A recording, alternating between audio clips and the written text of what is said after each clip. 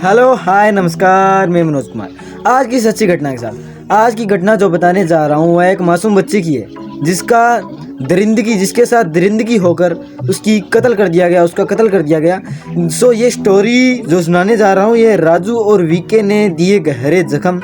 Encounter के बाद दोनों दबोचे गए और जो उनको जेल में डाल दिया गया। भारत में अपराध की खबरें रोज आती है, लेकिन कुछ घटनाएं ऐसी होती है जो पूरे समाज को झकझोर कर देती है, समाज की आत्मा को झकझोर कर देती है।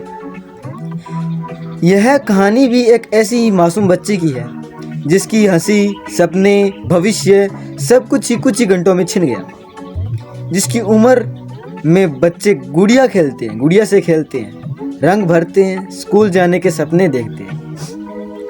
इस मासूम को हैवानियत, दर्द और मौत का सामना करना पड़ा। घटना की शुरुआत जहाँ से होती है मैं वहाँ से बताने का प्रयास करूँगा। घटना एक सामान्य दिन से शुरू हुई। इलाका एक आम कस्बा बस्ती थी जहाँ लोग एक दूसरे को जानते थे, जहाँ बच्चे शाम के समय बाहर खेलते थे, जहाँ किसी ने नहीं सोचा होगा कि इतनी बड़ी दरिंदगी यहाँ जन्म लेगी। आखिरी बार कब देखा गया उस मासूम को? स्थानीय लोगों के अनुसार बच्ची को आखिरी बार घर के पास या खेलते हुए दौरान देखा गया था। कुछ ही घंटों के बाद वह नहीं लौटी। माँ बाप को बेचैनी बढ़ी।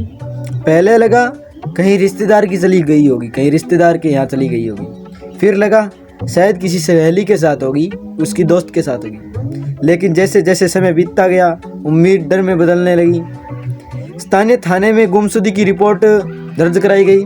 इलाके में छानबीन की गई पुलिसों द्वारा।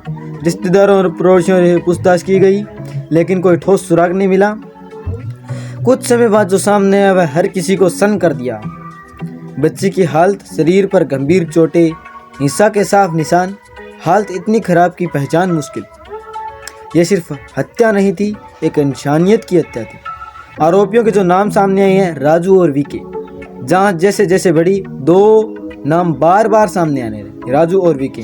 नाम मीडिया रिपोर्ट्स में आए तो मामला जांचहीन बताया गया। पुलिस को शक क्यों हुआ? घटना के समय इलाके में मौजूद होना, संदिग्ध व्यवहार, मोबाइल लोकेशन और गवाहों के बयान, इन सभी कड़ियों ने पुलिस को दो लोगों तक पहुंचाया। दरिंदगी की कहानी जिसने रूह कंपा दी। पुलिस की जांच में जो सामने आई उसका सुनना भी मुश्किल है। विवरण को संवेदनशीलता के साथ रखा गया है। मासूम को बहला फुसला कर ले जाया गया। उसके साथ अमानवीय व्यवहार किया गया। चीखें, बेदर्द, बेबसी और अंत में मौत। यह सब एक किसी फिल्म की कहानी नहीं, बल्कि हमारे समाज की कड़वी सच्चाई है। जनता में गुस्सा और सड़क पर उतरा आक्रोश। घटना सामने आते ही पूरे इलाके में आक्रोश फैल गया।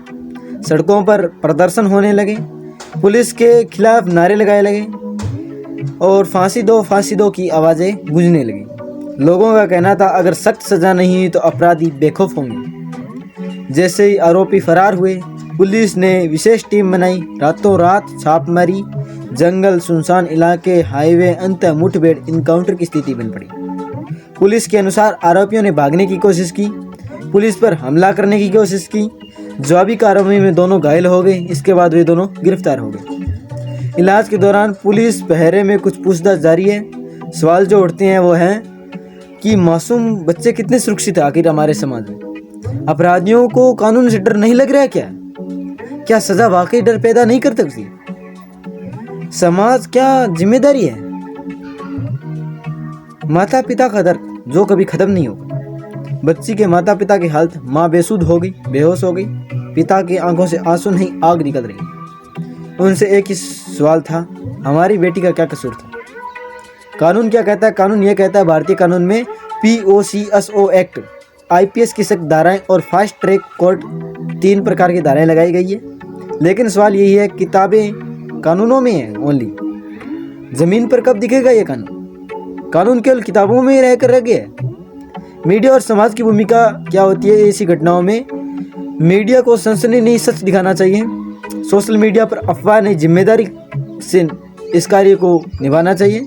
समाज को चुप नहीं, सतर्क होना चाहिए। क्या बदलेगा कुछ? हम बार बार कहते हैं अब कुछ बदलेगा, लेकिन कुछ दिन बाद नई खबर, नया शोर और नई पुरानी घटनाएं भूल जाते हैं, नई घटनाएं सामने आती रहती है।